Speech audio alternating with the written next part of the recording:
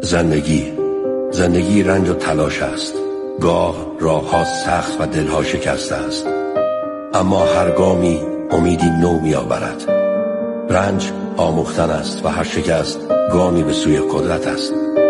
ادامه بده حتی در تاریکی، چرا که هر لحظه تو را به جایی می رساند که توان ایستادن در برابر طوفان را پیدا می کند.